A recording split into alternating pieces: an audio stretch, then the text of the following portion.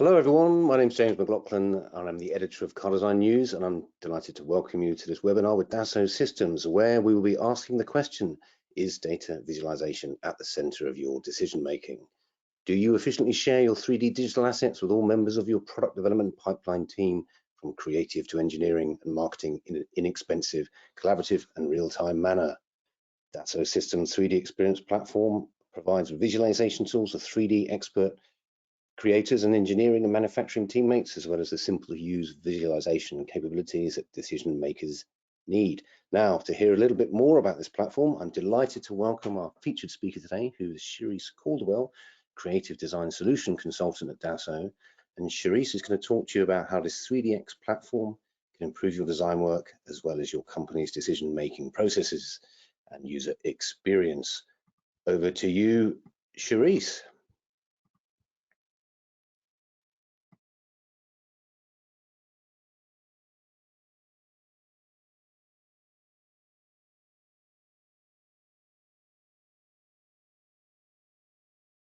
Okay, sorry about that.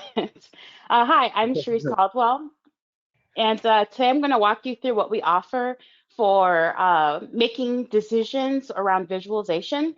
And I'm going to tell you pretty much a story about how we're going to take this car. This is an e-car that was designed in our German studio, and how decisions are going to be made around this car between the different silos within the organization. So first, I want to look at the traditional organizational chart within a lot of the OEMs of today's world, where decision makers often have to rely heavily on the design studio, the engineers, the marketing, and even the simulation experts, just so they can see what that data looks like to make an informed decision.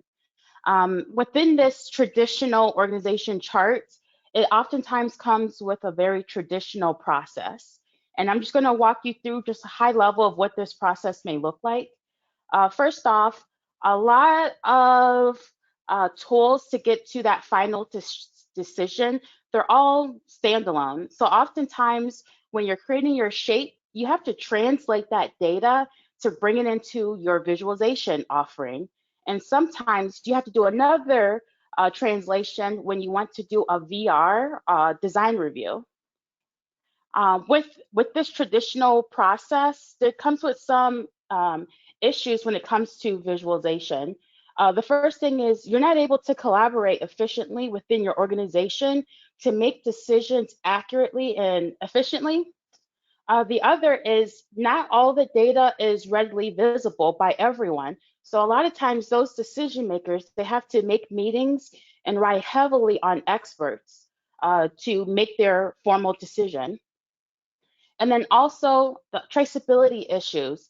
I know some of my friends who are in the automotive industry, it's hard for them to admit that sometimes they'll work all day to prepare for a design review just to get in the next morning to find out that that data is out of date, right? So someone has to go back and work all night long to make sure that that new data, the correct data, is now ready to be visualized so a proper decision can be made.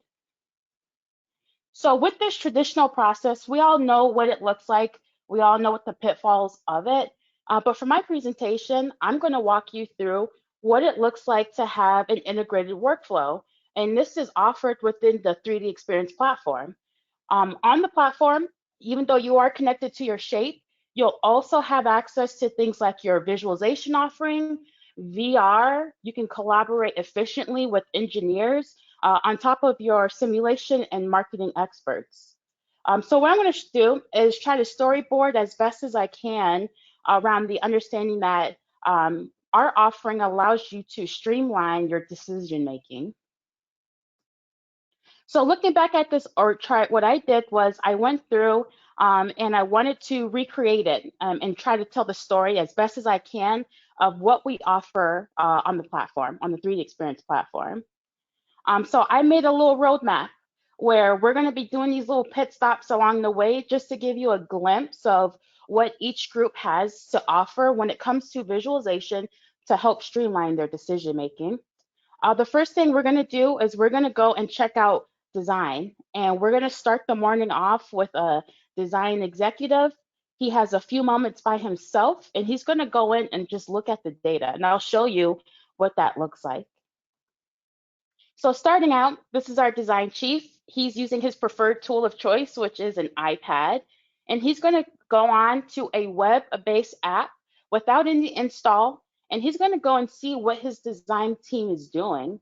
He's able to look at things like dashboards to see the conversation.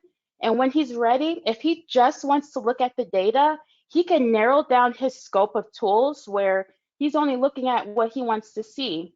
He has some basic tools to help him with his design decisions, such as like section cuts.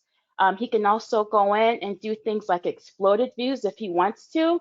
But his main thought process is he just wants to see what it looks like, and he doesn't need anything more fancy than that.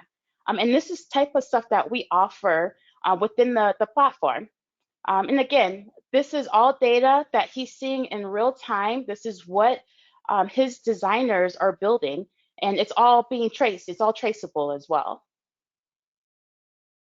So let's say we want to go a little bit further and see what tools do we offer for the designers, the people who are in the studio who are creating these assets. I want to introduce you to an app. It's called Product Perception Experience, and you'll see throughout my presentation how various groups can come in and utilize this app to help with their decision making. So starting out, if you are in a studio where you guys are still using Photoshop, or not Photoshop, but PowerPoint to help communicate your ideas, still images, Product Perception Experience is a great alternative for you. This app is nice mainly because it allows you to ideate and explore your ideas while you're still in the design phase, right? You're still making major changes, trying to get that design to look right. It's great for that. You can scale up if you want to do a big design milestone review and communicate and brainstorm those ideas within the team. We offer that as well. And for this video, it's going to be like a demonstration. I'm going to do my best to just show you what we have to offer around this tool. So let's get started. So going back, I'm still using that web-based browser that you saw earlier that the design chief was using. I'm going to use that to ping my Class A guy. His name is Bill. Bill is letting me know, hey, we're able to get some updates and go ahead and prepare for that review. I come from the model of trust but verify. So before I even go and open up my model, I'm going to use my web-based app to review it just to make sure that this is the data that everyone is referring to. So as you can see, I can go in and see my interior and exterior all in one umbrella. If I want to change just something basic like my ambience, I can easily do that. And I'm viewing this through like my smartphone or even my tablet, as you saw earlier. Also, traceability. I can go in and see the revision, when this was last updated, the maturity, who's leading this project. I can validate all that before I open it. And you can see I can go right into my actual experience from there. So let's just do like a high level overview of what a design review may look like. So starting out, we have all the basics of what you would expect for a design review. You can do things like material variants, where you can switch things on and off easily and quickly. One thing I want to make you aware is that this is all native geometry. So up to this point, we're not doing anything unique to the surface to get this level of visualization. This is data that can be easily changed at any time, and I'm going to show you what that looks like as well.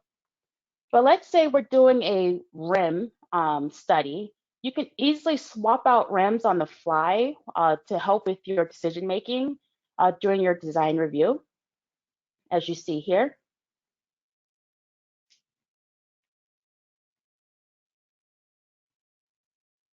And then from here, we also have the ability to go into VR. We view VR just as like another tool within the toolbox, just like using a fillet, right? That's how we view VR within the 3D Experience platform. So here you can go in and sketch directly on your geometry. And the cool part is you're doing it in context, right? You have your color, your material. You also have your environment as well. So you're making accurate decisions on the fly. So now I just want to show you real quick what it looks like if you were to collaborate with your Class A guy. Remember Bill that was pinging me earlier? I'm going to ping him again because we want to do a design review. And Bill is really good. We can actually message each other within our solution. We're not leaving the platform to send out this message for a design review. At this time, I can go ahead and share my screen as well. And I'm actually showing Bill areas that need to be improved. For this part, we're going to switch over to Bill's screen. And using our parametric modeling capabilities within the platform, it's one of the things that we're just known for. Bill's going to go in and make those changes. Something that might take a day or two to be done, Bill, because he's good, he's going to do it within a matter of minutes. He's going to have this done by lunchtime, okay? Bill also is a new era type of Class A guy. That's what I like to call him. Bill understands the power of visualization on the platform. So at any time, he's going to go grab the material that he knows me as a designer likes to see, and he's going to do his own design review before he shares this data with me, before he updates it. He has access within his suite of tools to change things like material. He can change things like ambience as well. And he also has access to global illumination. So while Bill is going in, making those design changes, he's able to turn on global illumination and do his own little design review before he gives it back to me. Here, he's going in, making some additional changes because he knows what I like as a designer and what I won't go for and what I will go for. So he's able to do these really quick, small changes just to help streamline the decision making for us. So once Bill is done, he's going to ping me back saying, hey, it's completed, right? I'm still doing my design review because we still need to get this decision made. So we're going to switch back to me, right? He's going to save out. That's all that he's doing. His updates get fed right back into my design review. I am not stopping to reapply material. I'm not changing any of my geometry to help with my visualization. It's just an update. That's one of the perks of being in this integrated workflow. So let's say I'm just going to continue with this review. We're going to keep moving around this vehicle. And now I just want to go in and see what this interior looks like. Now, when you're in this design review, this is where you start to collaborate with various different groups, such as color and trim. If you want to do any kind of interior studies around material, you can do that. Also, my kinematics expert, I want to link up with him and make sure I'm using his data in my review. I can easily import those kinematics in. Also, storyboarding, right? It's important. As a designer, you need to be able to just storyboard, like gesture. How do you expect your consumer to interact with your products? You can create animations on the fly as well and save those out to help with making that decision. Now, we do offer a mannequin as well. So if you're looking to have a human-centered design experience, you can go grab a mannequin. Our mannequins come with different effects to help, so they're not intruding on the overall design. And you can also animate the mannequin as well. So if you want to do those very basic reach studies, just as a designer to understand how your design is being perceived by the consumer, you can make those really quick, simple animations and play those out with decision making. Now, we understand sometimes people just can't make decisions based off of the 2D screen. So if you need to go into an immersive experience, once again, VR, which is another tool that we do offer, seamless integration, you can do, we call it human incarnation, where you can go right into the skin of the mannequin and actually play out your VR. You can do body tracking with the mannequin. So if you want to do those simple reach studies, you want to do simple view studies, you can easily do that with the mannequin. And then just a little bit more of the VR. A lot of people, when they go into VR, they want to be in control over everything, right? So a lot of those kinematics that you may embed in, you can play those out while you're in the VR session as well, and you can control it yourself.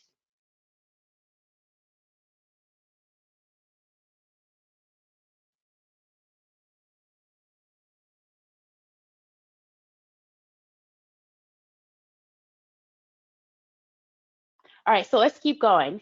So let's do like a side by side. We understand benchmarking is very important when it comes to decision, whether you're looking at different packages or even your competitors, right? You can actually come in and play out different scenarios while you're doing these studies, especially Trump, right? You could come in, play out those quick animations, and do a real one-to-one seamless understanding of the overall design. Some additional perks, right? Going in and doing different materials between the two packages. You can play that out to help streamline. You can change up different environments. So having those high quality ambiances, so you have an understanding of just perceived quality and how your design is looking in different lighting scenarios. You can play those out as well to help with decision making. And then global illumination. It's important to know while you're in your design review, if you want to hit that global illumination or make a really nice camera flight with all the bells and whistles visually, you can do that. But it's important to know there's no data prep. We're literally applying material, making it look good, and sending it out to be rendered out. So you're not spending a bunch of time generating these really nice dynamic assets, especially when you don't have time to, right? You need to move, make the decision, and keep it moving. And these are some of the perks of having this integrated workflow.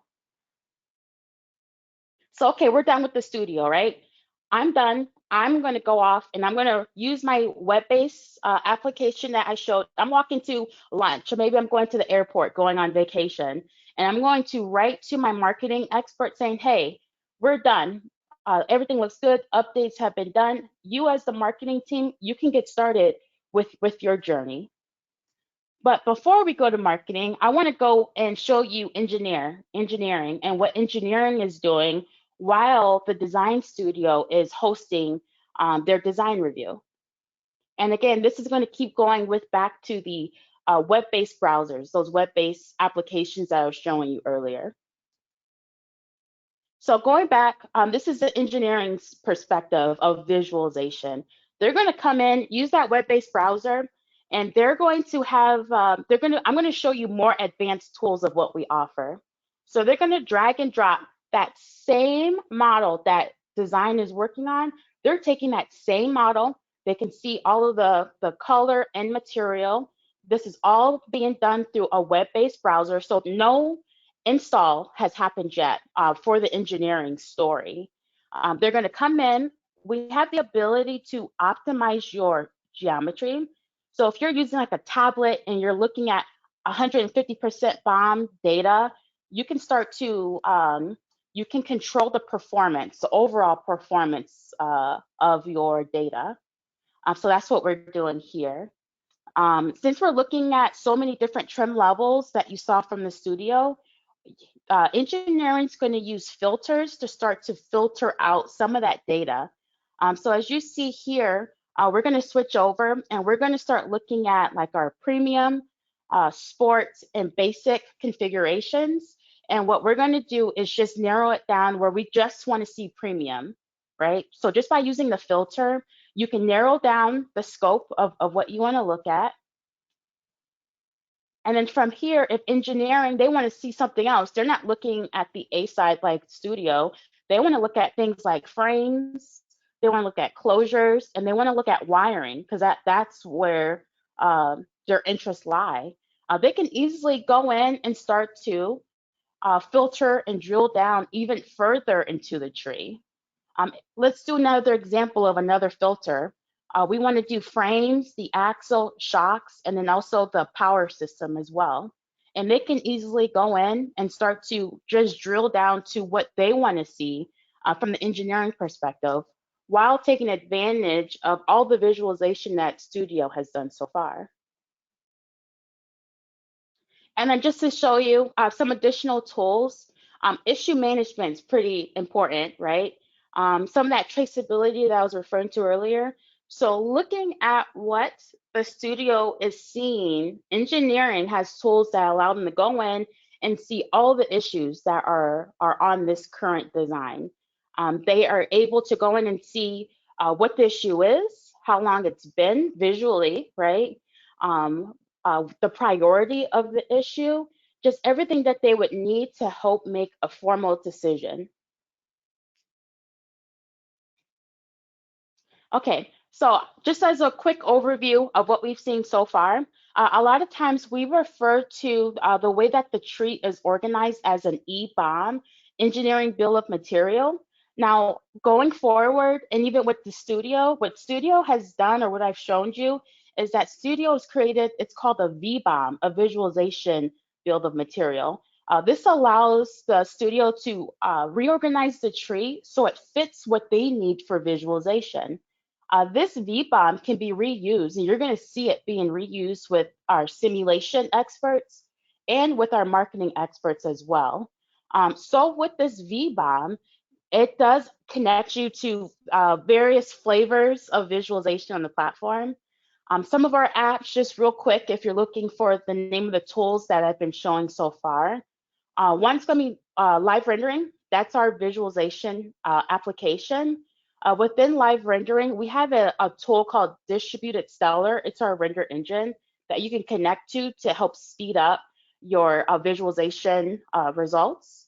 You also have access to the human design that I showed you earlier. That's part of our suite of tools to help with visualization. And then also design review and design synthetics, the synthesis. This is what I showed you earlier with the design engineer, where he was going in and reviewing the design and being able to see things like issue management and all other good stuff. And then the last thing, quick overview, is you always have access to your immersive tools. So whether you are looking to put on an HMD, like a headset, or you're looking to connect to a Powerwall or Cave, all those tools are readily available no matter which application that you're in when you're in the actual install base. All right. So let's keep going for simulation. And I'm going to show you how simulation and studio design, how they're able to collaborate more efficiently. So I'm going to show you how simulation is going to reuse, it's the VBOM, that visualization bomb that I was mentioning earlier, how they're going to reuse that with a concept we call ModSim. ModSim is pretty much visualization of simulation-driven design. And I'm going to show you how they interact. I think it's a cool story, I think. All right, so for simulation, they're coming in and they're reusing all of the assets that design took their time to put together, all of the material, environments, and even animations that they've created. And they're just overlaying their simulation results right on top of it. So here, they're able to create a dynamic story of aerodynamics around their current design. We have things like streamlines to help us decide on any problem areas. They're able to switch out things like material on the fly as well, just by reusing the assets from Studio. We're looking at an A-pillar simulation result, right? Which this is pretty important, right? Whenever that A-pillar needs to change, they can come and talk to Studio and show them, hey, this is the area that needs to be improved. Look at these results. And because everything is connected, those changes can happen very quickly on the fly.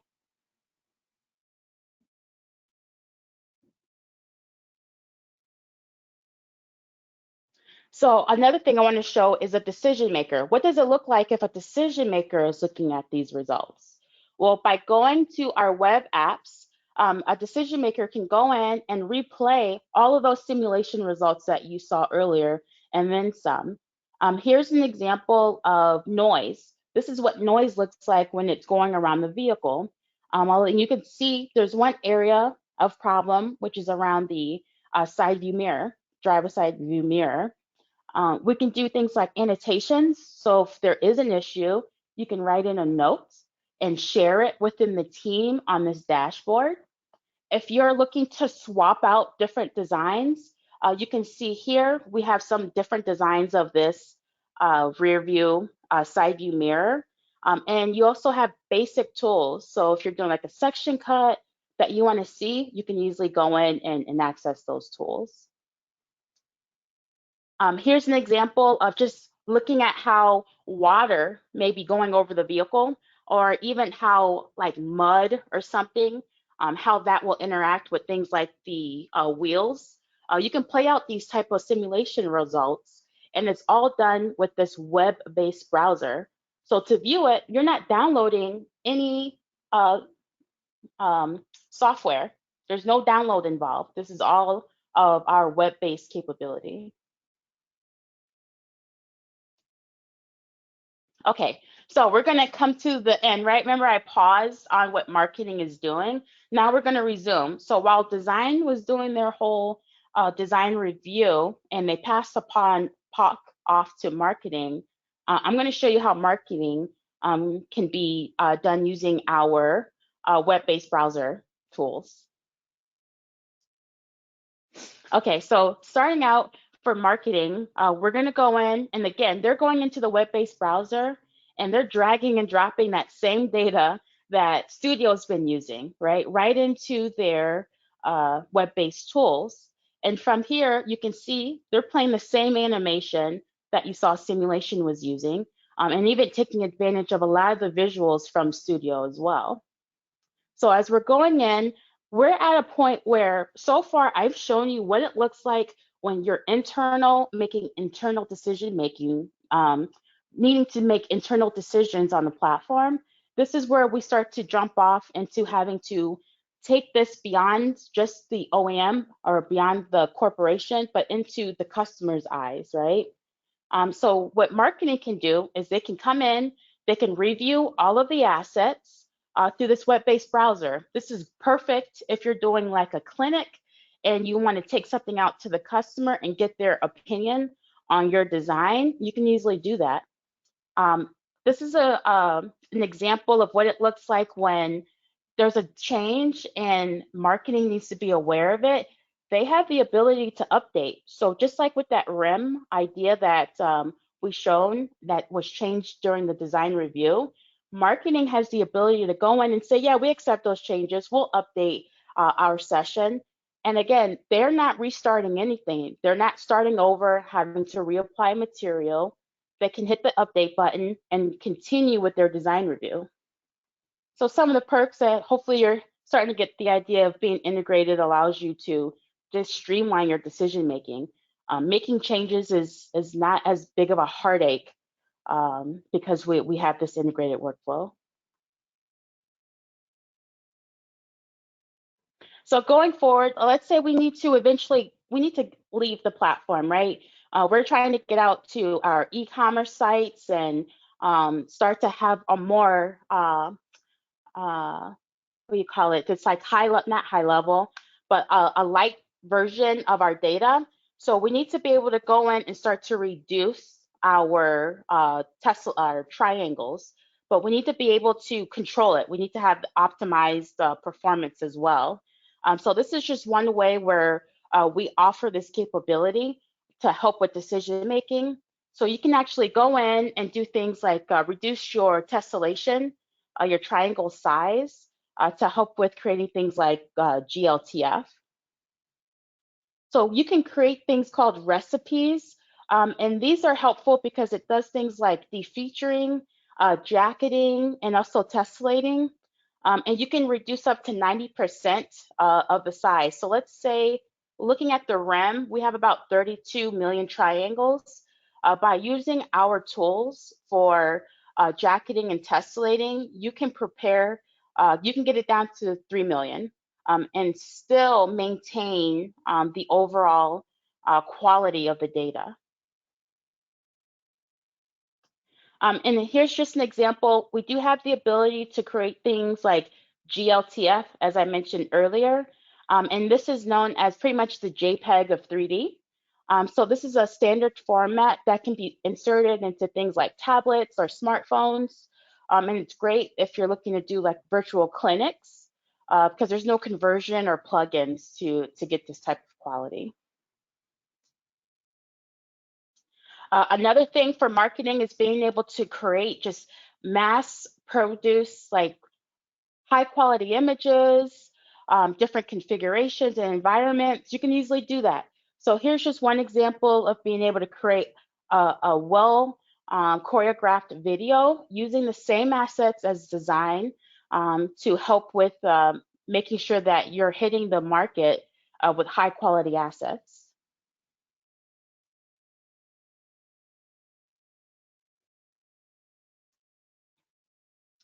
Okay, so I gave you a quick overview of what we offer for today when it comes to decision making around visualization. We took a really nice little journey to see perspectives, different perspectives of how visualization is used from design, engineering, to simulation, and even to marketing, and how it helps decision makers make informed decisions that are relevant, right, to everyone that's working on the project together. So just a quick overview very quickly of what I showed you today. For the design studio today, you saw how we have the ready VR tools, how we're able to save time where there's no data prep for your design reviews. Also, I showed you a little bit about engineering and how they're able to come in and utilize the same assets as the studio to visualize their data. All on a web-based browser. So a lot of the stuff that you saw today did not require an install, and everything is all up to date. It's the single source of truth, you know. Also, I did a quick overview of simulation and how that they're having like a really good little marriage between studio and the simulation experts, where they're able to reuse the same assets and tell some really nice stories around their simulation results. And a lot of that can also be played out on our web-based apps as well. And then last but not least, I gave you a quick overview of marketing and how engineering and marketing can now start to work in parallel. So marketing doesn't have to wait forever to start their campaigns. They can actually start doing things a lot sooner. And thank you for thank you for joining my presentation today. This was my overview of how you can make visualization the center of decision making. And at this moment in time, I'm more than happy to ask any questions, answer any questions. Yes, answer and ask questions, Cherise. Thank you so much for that presentation. Very interesting. A lot of sort of interesting takes on collaboration, speed of decision making there. But I've got a question here about, maybe it comes from a more practical end actually, and that this is a question about where you store the geometry for the review and what platform are you using for the exchange of that geometry. We stored the geometry in a database, and it's called Innovia. So it's all within the platform. You can go in, search the database, and pull out that geometry at any moment, whenever you need to. Great stuff. And yes, I suppose it chimes with the one-stop shop element of the presentation you mentioned there, Cherise. Yeah, and I just to anyone who's watching, please drop your questions into the chat. We've got Cherise for some time now, so that would be great if you got any questions about the presentation or beyond. Chuck them into the chat, and I'll put them to Cherise. I have another one for you, and it's it's concerning the possibility of reusing visual assets from other solutions like environments and materials. Yes, if you're using another solution, so you can easily do that. If you're using HCRIs, you can import those in and reuse them. If you're using things like substance materials somewhere else, or even AXF materials, you can also import those and reuse them as well. I'm interested as well, towards the end of the presentation, we went through every sort of stage of the process, which was great, and unpacked it very, very thoroughly. But this idea that marketing and engineering could possibly work together is a interesting angle, I think. Could you just speak a little bit more about that, Cherise? Because that's not a collaboration you often hear, marketing and engineering working in tandem or working collaboratively. Yeah, so a lot of times marketing has to wait for the final design review, especially with that traditional process of exporting or translating that data from one solution to the next, and not Hmm. being able to have those assets readily available all the time for them. It makes collaboration for them really hard. But Yeah. being able to be on a single integrated platform that offers tools for them, they're able to go in and start to, number one, collaborate easier. And they also have access to that data around the clock. So it's no more of them waiting for so and so to come back from vacation or wherever it's stored. They could just go in and get that data whenever they need to. Great, and it sort of feeds into this idea that one of the main sort of pressures that designers face these days is speed, and obviously things are going to be the demand for sort of work to be produced is alacrity seems to be the sort of watchword.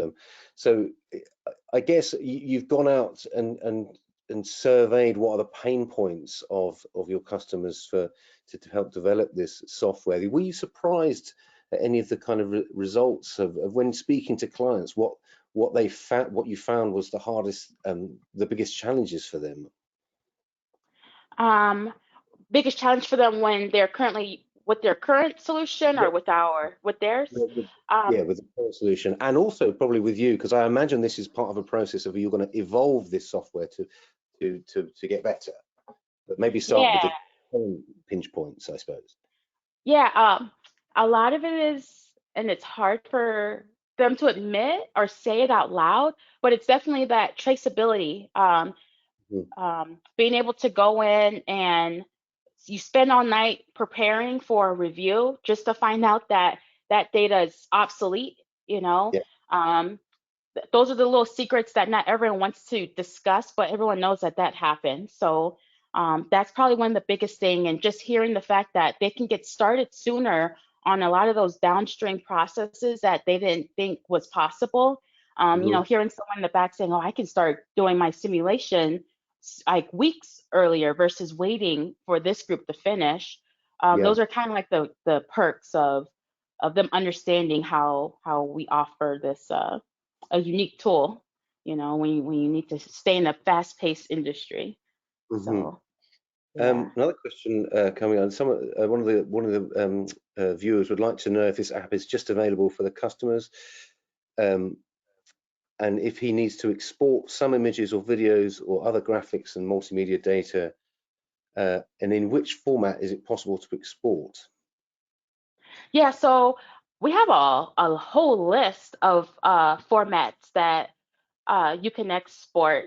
Um, is there a format you are looking specifically to export? Well, that's a question you could. I encourage you, Raffaello, Bruno, if there is a particular format you need to export, chuck it in the chat now, and perhaps Charisse can answer it. I've got while we're waiting for perhaps a follow-up question there. I've got another, which is more of a comment really, which is always an interesting one after a presentation. But it's someone who's a former member of 3D Excite and 3D Air, so very happy to see how well the digital platform has evolved. The digital bridge between design and marketing is critical to shortening time to market. Yes, this is a very good point. Actually, it sort of chimes with what we've spoken about. This speed to market is crucial. We know that the industry is speeding up at such an incredible rate.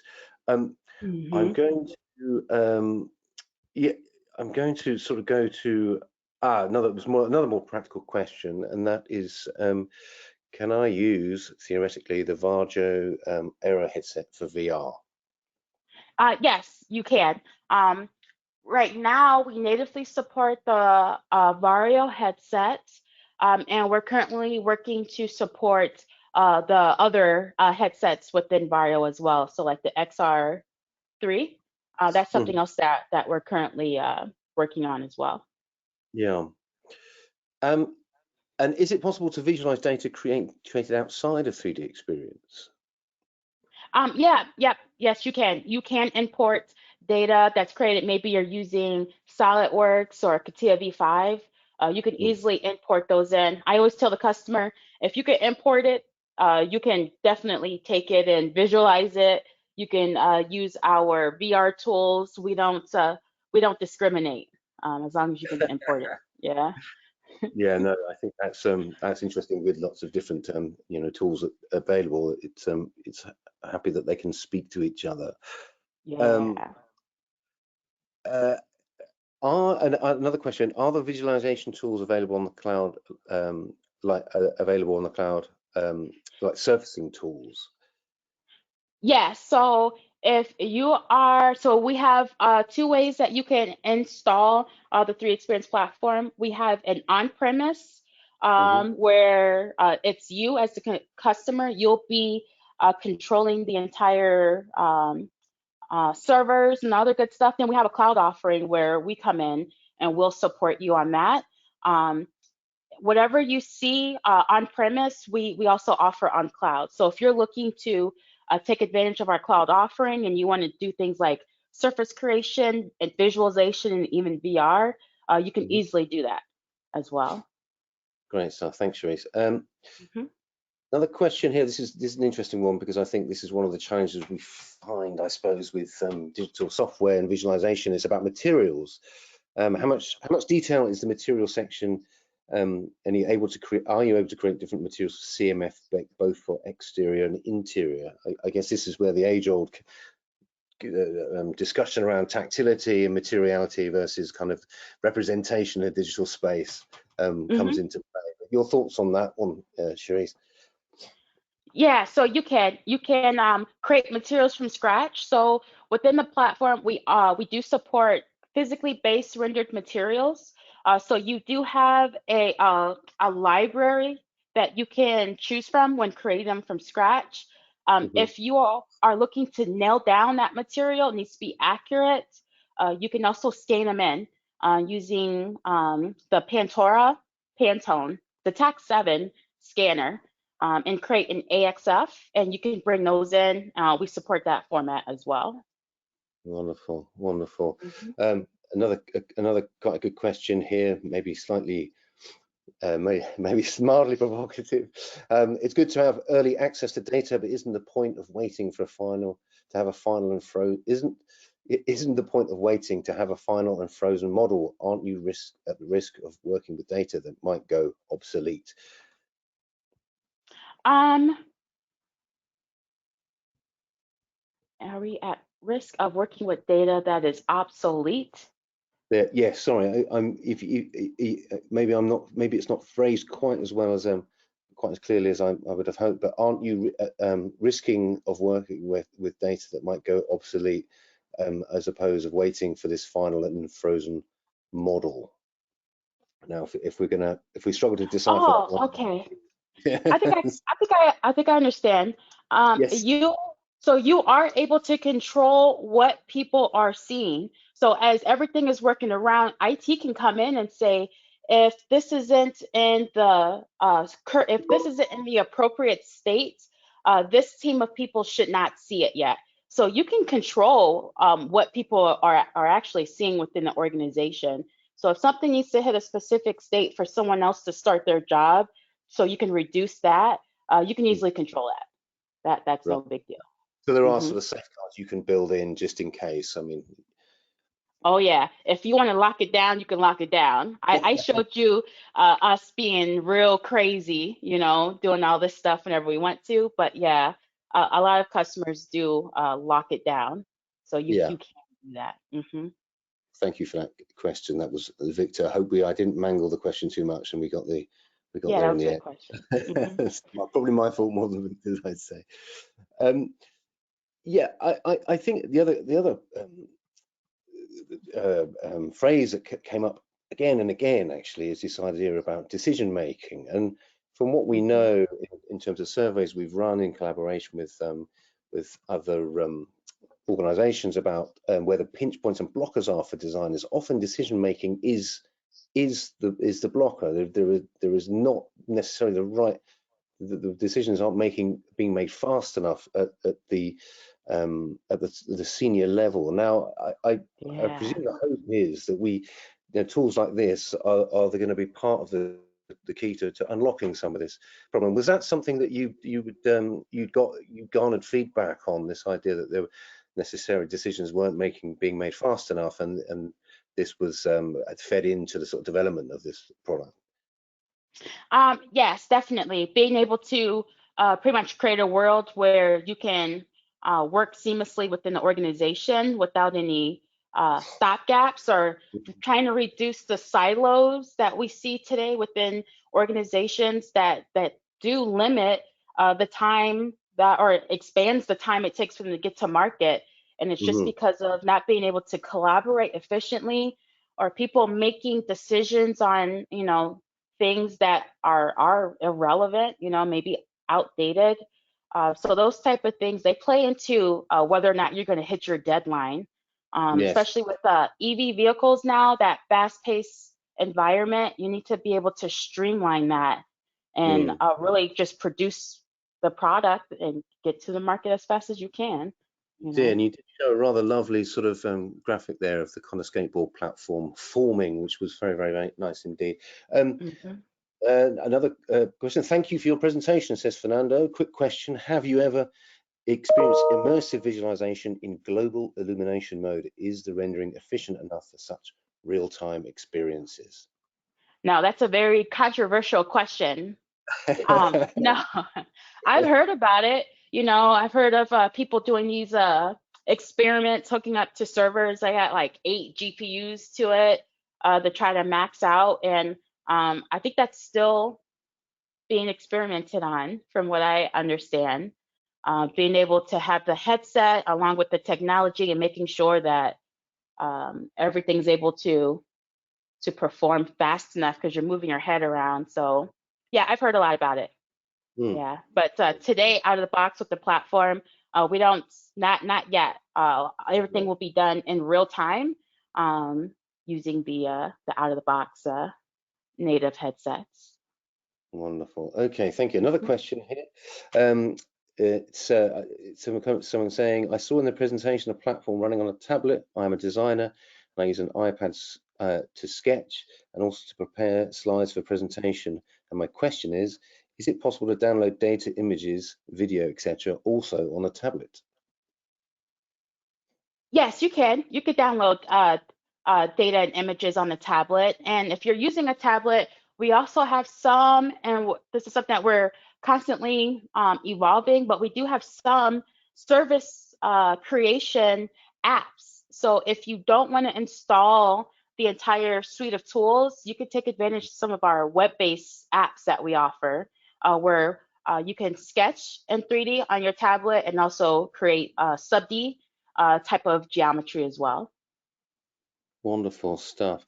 Okay, well, we're actually starting. I mean, there's some great questions in there, guys, but we are starting to sort of to run out of questions, and I'm just gonna. So if you do have anything you want to ask Cherise, please chuck it in the chat now, because we are getting towards the end of our time. I'm just going to scroll through some of the more of the chat here. Teresa, just bear with me. Yeah, no problem. Okay, thank you very much. Oh, okay. So you've certainly also answered Rafaelo's question there about the tablet. He's just said thank you very much with the smiley face, which to me says you've nailed it.